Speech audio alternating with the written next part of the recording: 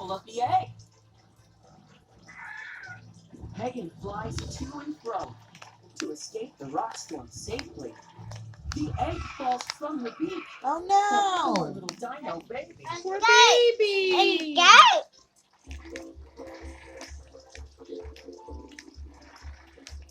The dinos rush towards their den to view the volcano with their telescope. A giant rock blocks their path. Now their plan has little hope.